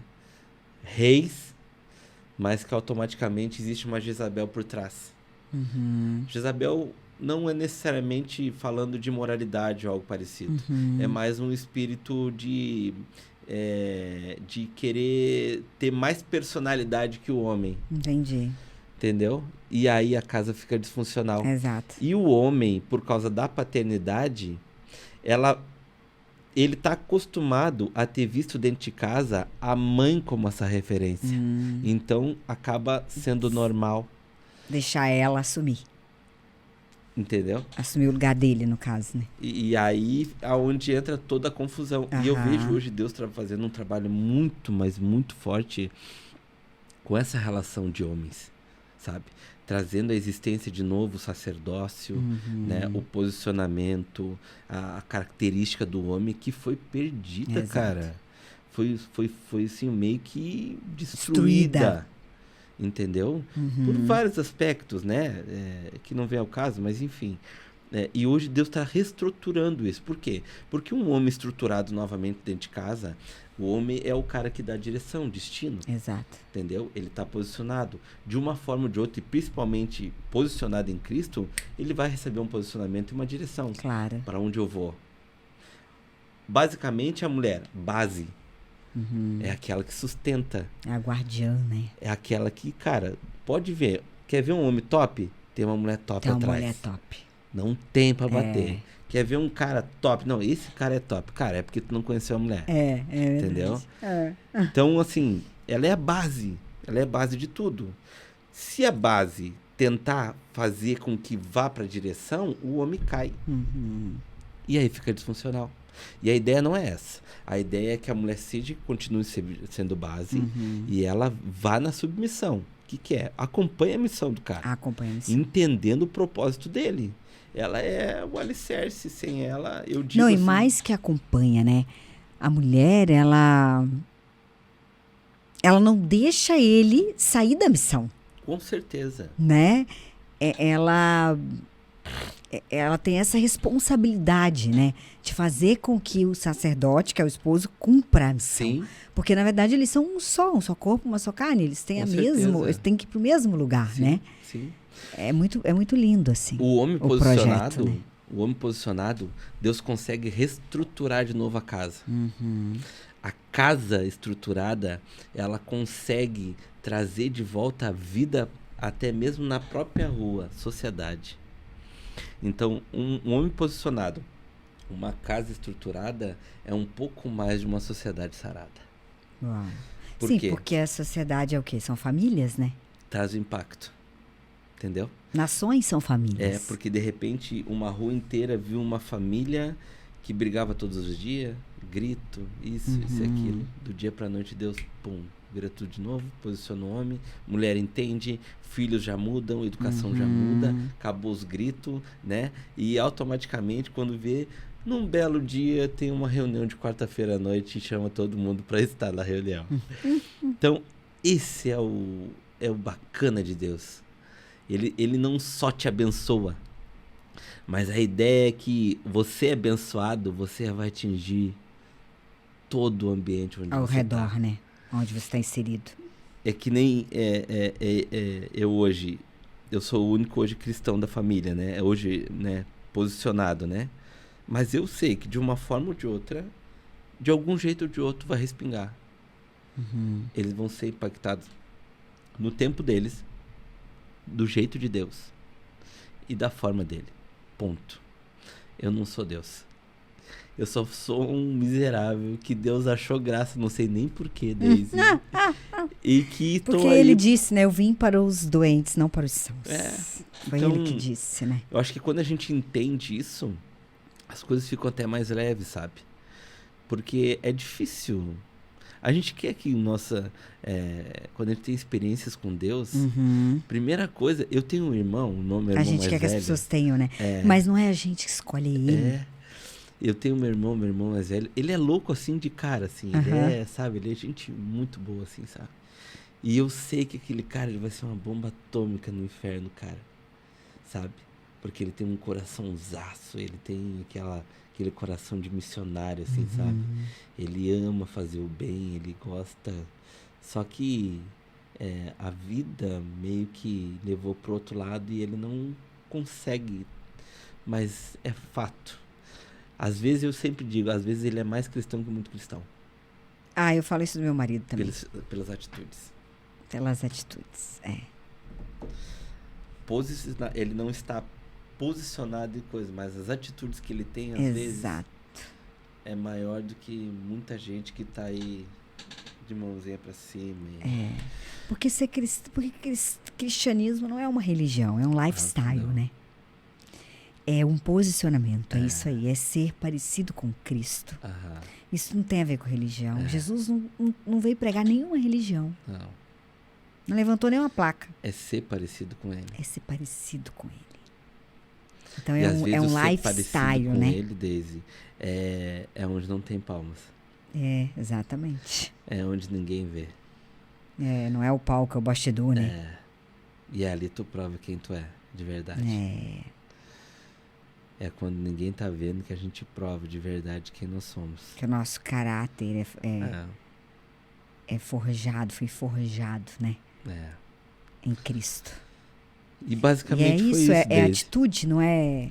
Não são palavras, são realmente atitudes. Atitudes que... Sabe que eu entrevistei uma missionária aqui, e ela vai levar o evangelho a lugares onde é proibido falar, né? Do evangelho, da palavra de Deus.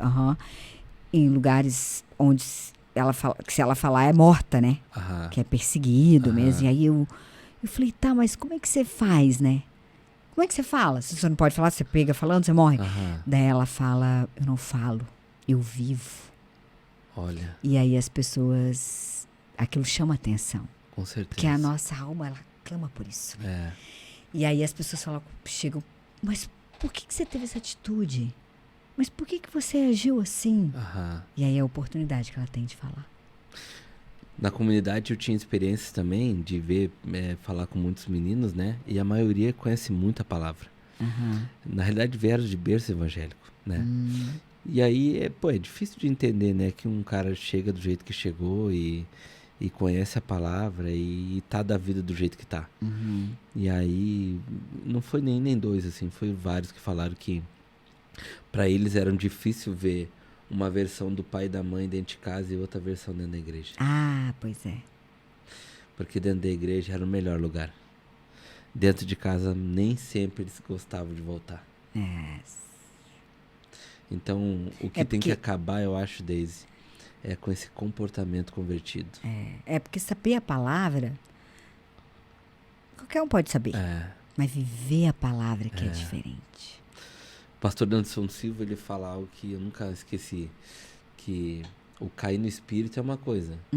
Agora, levantar a mesma coisa é totalmente diferente. Então, o cair no espírito é normal. Um dia todo mundo vai cair. Todo mundo vai ter essa oportunidade, esse impacto com Deus, né? Agora, tu vai levantar da mesma forma? Não tem possibilidade. Não tem, né? Impossível. O problema é que às vezes a gente acha que a gente é cristão no sentido, como eu falei, totalmente isento de religião, mas sim de um lifestyle, né? E a gente não é, a gente é só um religioso. Porque ser cristão é ter esse estilo de vida. Sim. É diferente, não é em palavras, né? É em atitudes, é aquilo que você falou. Isso. É em comportamento, é comportamental. E isso tem que ser desgrudada. É por isso que eu tô vendo que Deus está fazendo algo tão genuíno nessa juventude. Porque os dinossauros evangélicos eles já não conseguem viver de outro jeito, parece, sabe? O voltar de novo, fazer de novo, com humildade, fazer tudo de novo, para eles é muito. E, cara, é que nem o Luiz Hermínio fala, tem coisas que não deu certo. Não deu certo e pronto. Agora, o que tem que acontecer é ter uma certa humildade e reconhecer de que até aqui foi feito errado e buscar fazer o certo. Fazer o certo, né? Entendeu? Até porque, cara... Resgatar a igreja primitiva de Cristo, né? A eternidade eu vejo tantas pessoas entrando dentro da igreja buscando algo que vai ficar, Daisy. Cara, vai ficar. Não que tem que seja limitado isso. Eu tenho sonho, você tem sonho, todo mundo tem sonho. Não, e é o que eu falei, é lícito, né? Glória a Deus. E nós viemos para ter vida e vida em abundância, e isso tudo é muito lícito. Mas nós nunca podemos tirar os olhos daquilo que é eterno, né? Então... Das causas eternas. Aí a gente fica constantemente buscando algo que vai ficar, mas deixa os nossos filhos passarem o dia todo no celular para não atrapalhar ou para não... Tá entendendo? Então, tipo, tá trazendo algo para os nossos filhos mundano e desconstruindo tudo aquilo que supostamente você está passando em relação a princípio, né? Bíblia, Jesus, Deus, toda aquela função, e entregando para pessoas. Mas será que ele quer o seu filho, né? Será que ele quer um celular do ano aí, ou ele quer uma experiência de relacionamento com você? né? Com certeza. Um olho no olho, se Sim. sentir amado, se sentir pertencente. Verdade. Não, com certeza, imagina. Né? Sem, óbvio, né? Sem julgamento. Minha mãe fala isso, né? Que Deus não nos fez jurado e nem juiz, né? É verdade. Não estamos aqui para julgar. Com Até porque vamos certeza, julgar o que a gente não sabe. Cada um sabe a sua necessidade. Sem dúvida. Mas assim, e outra, os pais, eu tenho muito respeito pelos pais, porque todo mundo dá o melhor de si, os pais principalmente. Sim. É as criaturas que eles mais amam. Eles é o melhor de si. Aham. Só que somos humanos e falhos e tá tudo certo, né? Mas assim, ó, pegando como experiência pros dias de hoje pra nós, né? Sem nos livrando totalmente do julgamento. Se aquele Diogo pequenininho tivesse a atenção do pai, Aham. talvez, Muita coisa teria mudado. né? Talvez Com ele não tivesse certeza. conhecido o mundo das drogas.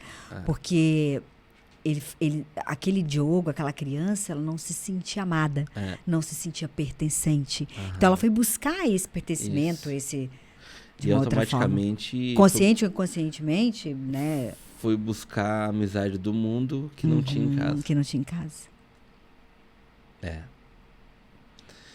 E depois resgatar tudo isso Então, é extremamente difícil. é. E eu vejo hoje que, tipo, nos meus filhos eu tento trazer bastante isso, sabe? Sou falho também, erro. Imagina. Tenho meus... Ao mesmo tempo eu tenho os meus medos, né? De que eles não passem nem perto e nem chegam, né? Longe daquilo, nem perto do que eu passei, né? Então a gente, por conhecer um pouco mais, né? A vida nua e crua aí, a gente sabe meio que os caminhos que o diabo costuma atacar, né? E ele já tentou destruir a nossa família de inúmeras formas. Eu faço ideia. Porque o inimigo, ele sempre tenta destruir principalmente um casamento, por causa que... Não só para arrebentar com a vida do homem e da mulher, mas para destruir uma geração. É, exatamente. Porque ele sabe. Quem vai colher as feridas de verdade são os filhos. É, exato. Exatamente. E você sabe que daí o diabo, ele vai... Você pode observar. A parada dele é com a mulher. Na família, no contexto família, ele vai tentar quem? A mulher. Porque além dela ser influenciadora, essa é a natureza da mulher, né? Sim. Ele sabe que se ele atingir ela, ele atingiu gerações. É por isso que o diabo foi lá e convenceu a Eva. E não o Adão. Ele poderia ter ido lá no Adão, né? Não, mas ele foi na Eva. Adão já tinha uma opinião formada. Porque, Já e ela buscando. fez o quê? Influenciou o Adão. Porque nós somos influenciadoras, né? É que nem Camila Barros fala, né? Uma mulher braba dentro de casa, meu Deus do céu. A Bíblia fala isso, né? Para os homens fugirem das mulheres O homem rixosas, bravo né? não influencia a casa, mas A mulher brava, Jesus, cara, ela é muito influenciadora. difícil, né? Então é assim, né? Quando ele encontra essa reciprocidade na mulher, aí acabou. Ele consegue. Mas quando a mulher está posicionada, aí não tem brecha. Não tem. Não tem. Não, e ela dificilmente mulher parece que já sente de longe. Porque Deus fez a mulher de uma forma especial, né?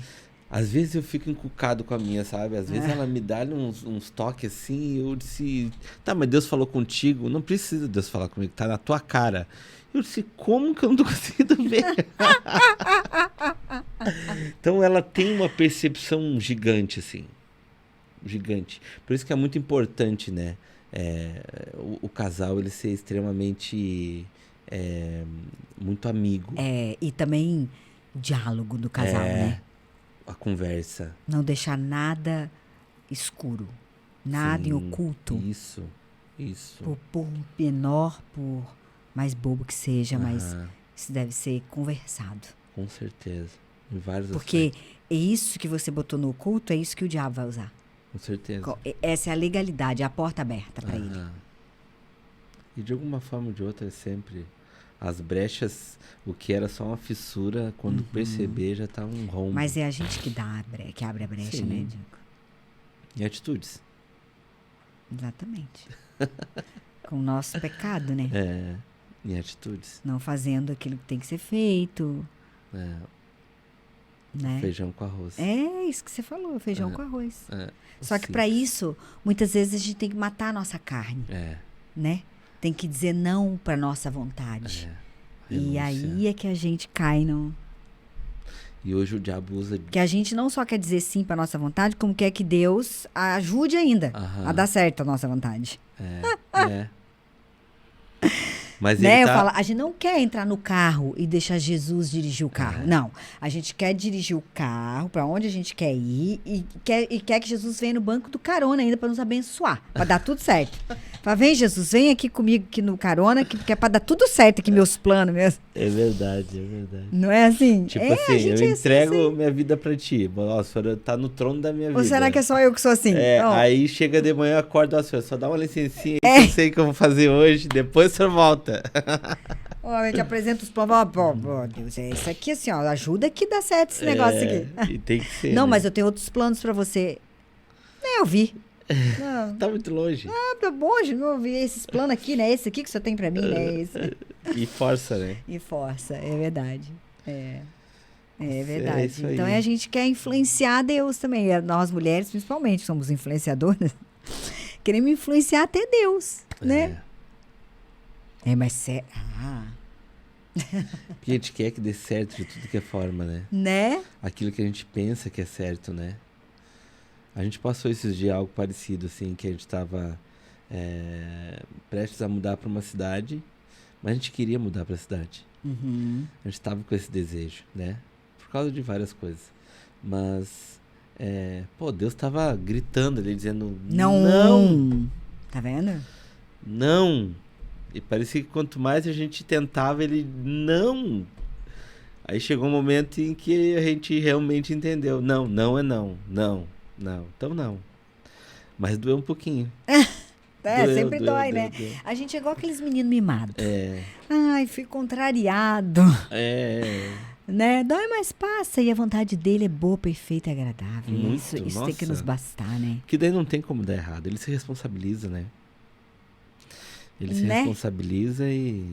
Nós viemos de Pelotas pra cá sem conhecer nada nem ninguém. Nossa, né? Nunca passamos trabalho. E já queriam ir daqui para outro lugar. Aí, ó. Então, é que a gente é assim. Foi ele que trouxe, né? Foi aqui, ó. A A gente é assim, né? tem uma oportunidade melhor de principalmente fazer a obra dele. A gente não vê né? vontade de ir mesmo e fazer logo o que tem que ser feito. Quando a gente tem essa identidade clarificada, que eu falei, né? O propósito nos abraça. E quando a gente vive o propósito, aquilo que a gente nasceu para fazer, para ser, aí não tem cansaço, não tem dificuldade, não tem obstáculo, não tem nada, né? Você quer fazer aquilo de dia, de noite de dia, né? E não cansa, né? Não cansa. A gente acorda com vontade de cada vez querer fazer mais. Sabe aquela coisa que, principalmente mulher tem muito isso? Ai, não tenho tempo, eu queria fazer isso, que não tenho tempo para nada. A gente tem muito tempo, tem tempo de sobra. Sabe por que a gente acha que não tem tempo para nada? Não, realmente, muitas vezes não tem. Porque a gente está fazendo um monte de coisa que não era para fazer. A gente está fazendo um monte de coisa que não foi Deus que pediu a gente para fazer. Distração. Porque se a gente se atesse a fazer as coisas que a gente realmente veio para fazer, né? Ia sobrar tempo. Isso tá entrando de um jeito dentro da igreja, Daisy, de uma forma... Porque as pessoas estão tão no mecânico, batendo ponto nos cultos.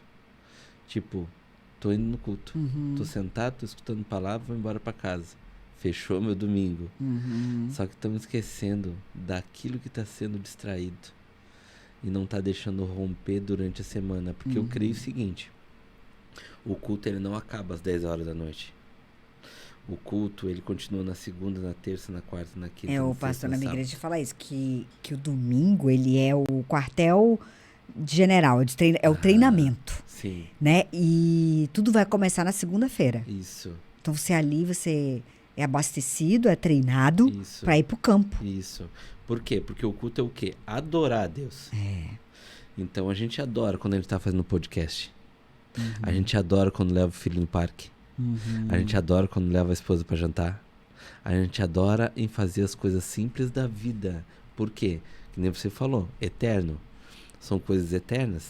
Então, assim, quando a gente adora Ele, o fato de nós estarmos trabalhando e fazendo com excelência, a gente está adorando Ele. Entendeu? Por quê? Porque nós estamos caminhando com princípios de Deus, de Cristo. Então, Ele não se acaba no domingo. Essas coisas que as pessoas têm dificuldade de entender. Porque daí, durante a semana, se preenche toda uma situação aonde isso fica muito longe. Tipo, já cumpri minha obrigação, ficou lá. Entendeu? Então e só deu. acha que o quê? Batendo ponto no domingo, na quarta-feira e indo pro culto, tá tudo resolvido. Só que continua a mesma pessoa. E aí entra aquilo que a gente tava falando. Nada acontece, tá dando tudo certo. Está dando certo, por que eu vou me mexer? Por que eu vou fazer algo a mais? Por que eu vou conhecer algo a mais? Entendeu? A palavra diz em 1 Samuel, em 2 Samuel, tá na Bíblia, que os reis eram para estar na guerra. Davi era para estar na guerra. A palavra diz, naquela época, os reis eram para estar na guerra. Davi foi para o palácio. Indo para o palácio, Davi foi dar uma volta na sacada, viu Betseba? Viu? Tava no lugar que não era pra estar. Distração. Sansão, os filisteus eram os inimigos. Dalila era a distração. Ah lá. A palavra diz que quando Dalila conseguiu arrancar toda a situação de que vinha da onde vinha a força, a primeira coisa que o inimigo fez foi o quê? Arrancou os olhos de Sansão. Porque quando a gente se distrai, a gente fica cego. Depois botou Sansão a empurrar o moinho. Por quê? Porque a gente fica andando em círculos. E a gente acha que tá tudo dando certo, mas tá andando em círculos. Tá distraído. Não tá vendo o tempo cego. passar. Não tá vendo movimentação de Deus. Não tá vendo. Aí, daí, quando vê... Por que aconteceu lá, numa faculdade, aquele avivamento? Se a gente tem um louvor top aqui, se a gente tem uma igreja top, tem 10 mil membros, tem isso e tem aquilo, e por que aconteceu lá? É porque enquanto a gente estava distraído, cego e andando em círculo, tinha gente com o joelho no chão. Basicamente é isso. Então, nada acontece por acaso. Tem pessoas que já ganham coisas no secreto para despejar depois no altar. As coisas não são ganhas no altar para despejar no secreto. É o contrário. Se ganha aqui, pode despejar aqui. Elas já foram ganhas. Já foi ali horas e horas de relacionamento. E com esse relacionamento, depois fica muito fácil de liberar. Danduque fala isso. Claro. Fica muito fácil de liberar. Por quê? Porque daí tu só libera a palavra e as coisas acontecem e não tem nada a ver contigo. Tu não tem poder na tua boca, tu não tem poder... Não. Eu sou um cara que eu não consigo pregar com esboço, cara. Com os bolsos? Não consigo. Cada vez que eu pego, eu escrevo. Mas eu não consigo ficar em cima do início ao fim no tema. Eu me perco todo, não consigo. Eu pego o microfone, eu sei como inicio. Agora, como termina... Só Deus sabe. Só Deus sabe. Ai, é bem isso mesmo, né, Pastor Diogo? É bem isso mesmo. Mas então, que benção, viu? Deus, ele é top demais. Ele é tremendo, né? A gente não... Cada um com a sua característica, cada um com a sua loucura, cada um com... Sabe? É o tatuado, é o... né? Não, é que assim, ó, a gente passa às vezes uma vida achando que é sobre o que a gente faz. Então, se eu for bonzinho, vou receber coisas boas. Se eu for ruinzinho, uma não. meritocracia. A meritocracia, Então, a gente passa o tempo todo, né, achando isso. E não é. Não. É a graça dele. Quando essa graça nos alcança. Mas não é. Tu pode ter sido o que for, pode fazer o que for. Não é merecimento nosso. E já é assim também para ficar claro que não é nosso merecimento, não é sobre o que a gente faz. Não tem nada a ver. Na realidade, não tem nada a ver. Se teu coração estiver nisso, na realidade nunca vai acontecer nada.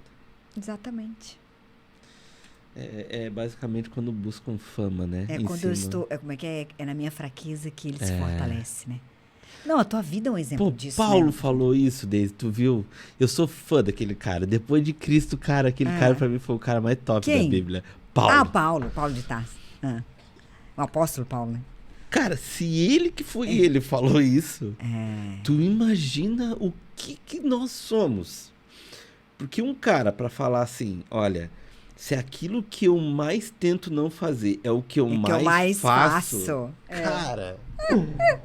Jesus, cara, eu cada vez que eu leio, cara, Paulo, eu fico assim Não, Paulo é impressionante, ele né? ele é top demais. Ele é ele realmente veio para confundir os sábios mesmo. Ele O veio. evangelho que ele escreveu assim, que ele viveu com Cristo é algo gigantesco assim. O impacto que ele teve com Cristo é algo gigantesco. E você vê que nem os apóstolos que viveram com Cristo mesmo, né? Sim. Tiveram. Não, em cima daquela fala, olha, morrer, gente, é lucro. E viver Cristo. Tô nem aí pra nada. Eu quero é pregar o evangelho e já era. É uma dimensão do relacionamento, né?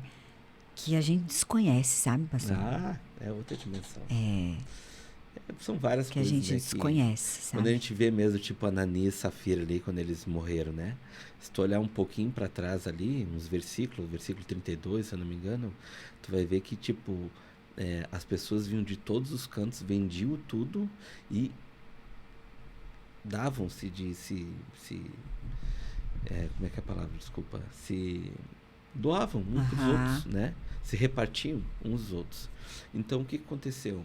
O nível de desprendimento da matéria Era foi muito gigante. grande.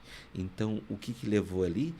Quando a gente se desprende daquilo que nós vimos ou tocamos, nós chegamos a um nível espiritual que não tem como mentira permanecer em pé. Não tem como pecado permanecer, não tem nada, porque é muito alto. É muito gigante, é algo que de repente a gente nunca vai conseguir viver. Por quê? Porque a nossa vida hoje, basicamente, é em cima Do material, mais né? que a gente, entendeu?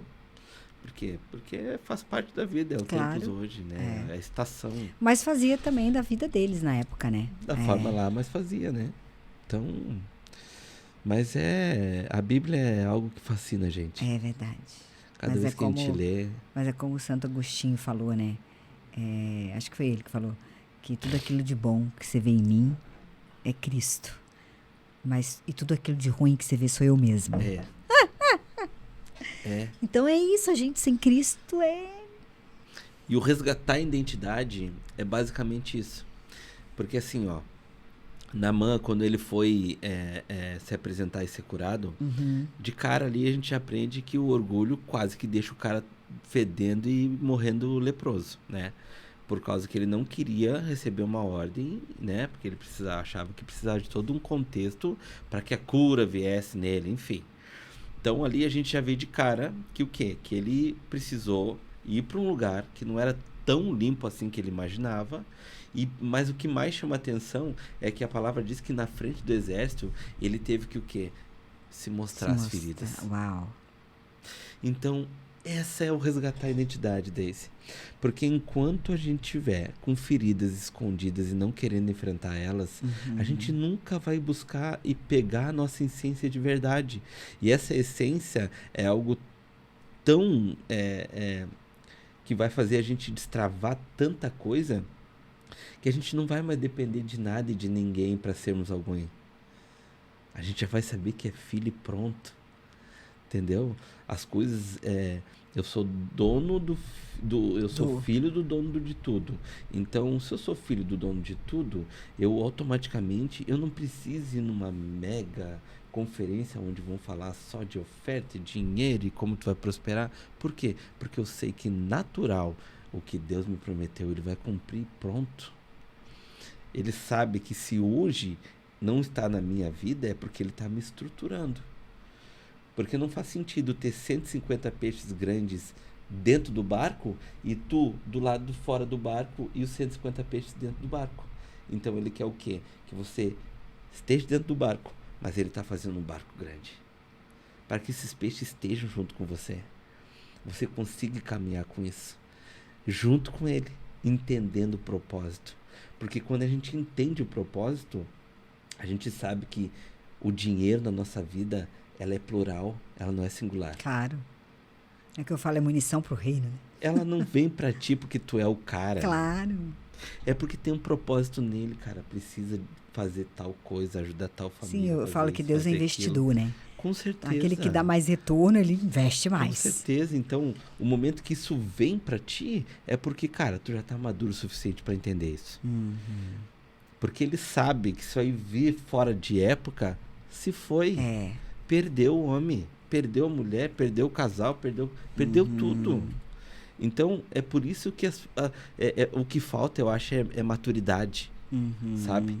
Maturidade em conhecer aquilo que todos os dias eles carregam na mão, que é a palavra. Que a própria palavra diz, olha, nós perecemos por falta de conhecimento. É muito mais fácil ver uma pregação do YouTube 1 hora, vamos dizer assim, do que propriamente passar 1 hora com a Bíblia na mão. Por quê? A própria palavra em Josué diz assim, ó, seja forte e corajoso, Daisy. Mas ele não está dizendo ali, se você ler, no capítulo 1, seja forte e corajoso para enfrentar gigante, para derrubar isso. Não. Seja forte e corajoso. E muito, Deus ele fala muito assim, ó, muito corajoso para guardar a lei e os princípios na tábua do teu coração, meditar na palavra dia e noite e estar com todo momento com Deus. Então, quer dizer, ele pediu o quê? Seja forte e corajoso para ter relacionamento comigo. Entendeu? Porque as guerras, o extra, eu luto por ti, filho. A verdade é essa. Primeiro o reino de Deus e tudo lhe Quando será a gente se relaciona, né? Quando a gente se relaciona, a estratégia vem. E foi o que aconteceu. José se relacionou, veio estratégia, ó. Caminho em volta, pum, muralha caiu, ganhou o povo, entendeu? Então, é tudo uma função em que as pessoas não querem, porque é renúncia. Você pega a Bíblia na mão para ler e é difícil, não é fácil. Você pode estar, só fazer um teste. Você pode ter dormido 24 horas. Vai dar um sono. Pegou a Bíblia na mão, tu vai dormir mais 10. Vai dormir mais 10. É fato, o espiritual ao quadrado. Por quê? Porque aí onde a gente falou, cara, quando a gente começa a se conectar com um reto, com um vertical, aí o negócio é guerra. E é guerra, e não é pouca. Tudo começa a virar de cabeça pro alto. A pergunta é, tá disposto? Porque o negócio é estreito. Mas em compensação, cara, não tem gigante que com uma pedrinha tu não derrube.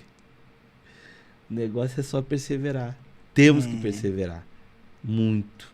Temos que perseverar. E fomos feitos para isso. Ele nos criou para um relacionamento. Né? E é bom, né? É bom às vezes. E enviou seu filho para nos resgatar. E resgatar esse relacionamento. Então. Eu sou um que eu pago a conta da luz e da água meio cara, né? Que eu gosto de orar no chuveiro. Eu gosto de orar no chuveiro. Eu gosto.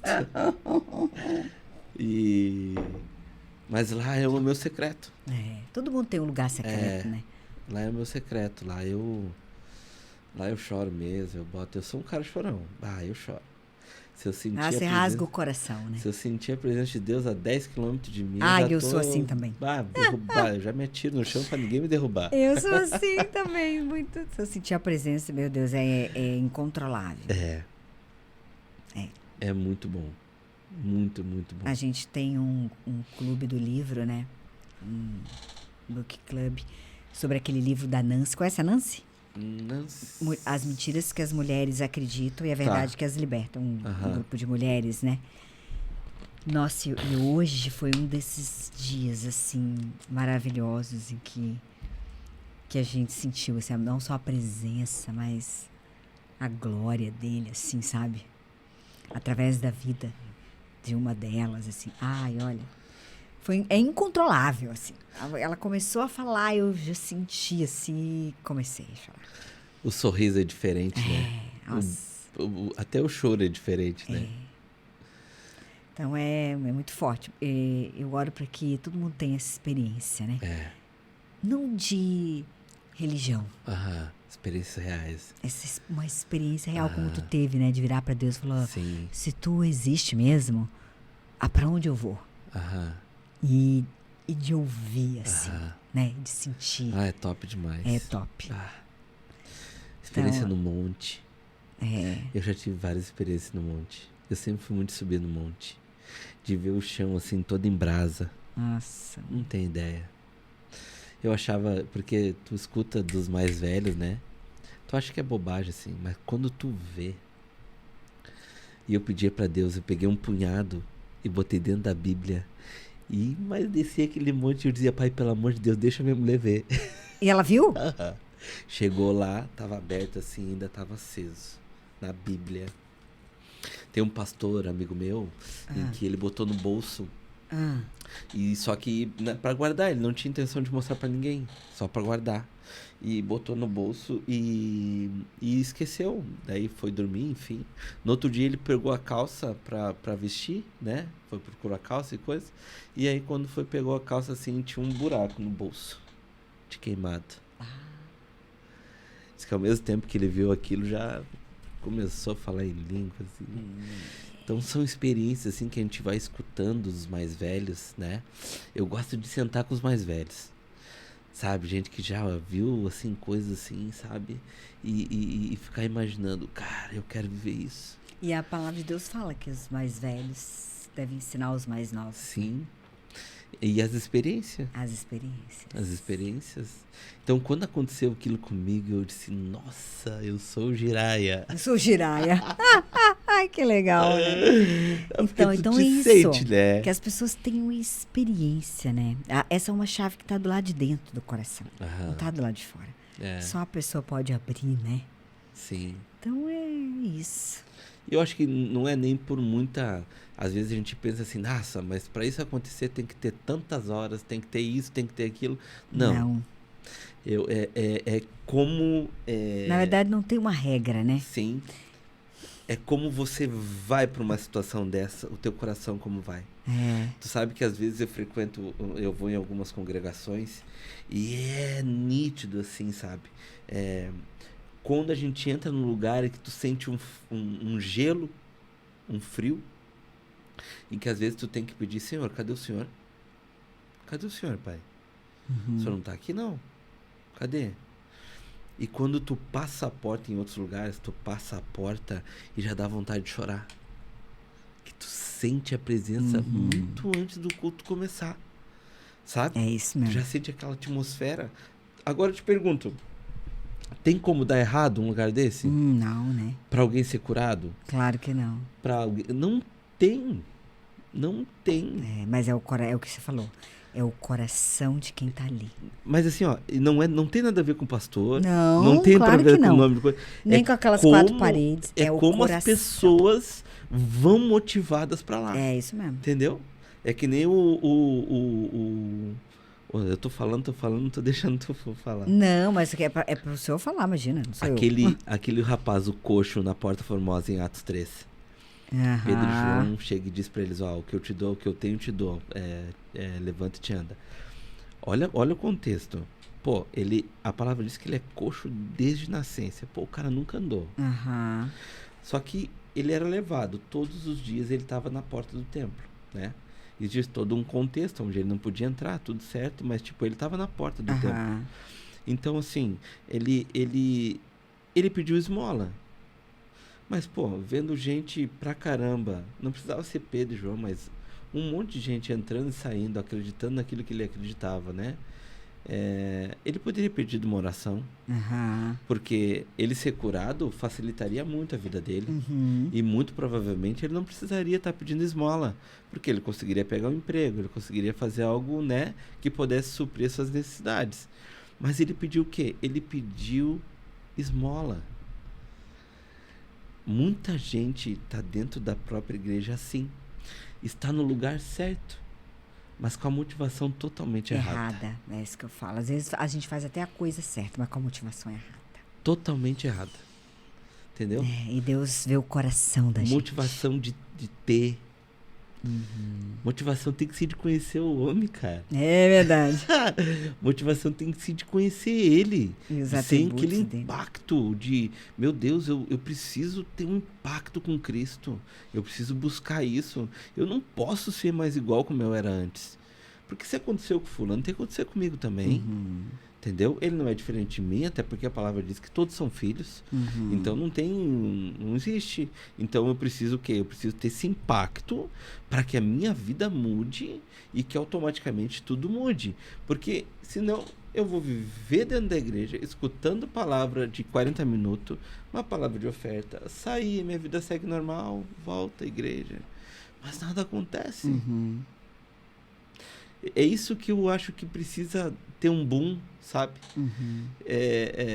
E tá mudando, graças a Deus tá mudando. Tá, eu também tenho percebido isso. Tá mudando. E tá começando por aquilo que o diabo mais odeia, que é o quê? A juventude. Porque o diabo sabe quem eles vão ser lá na frente.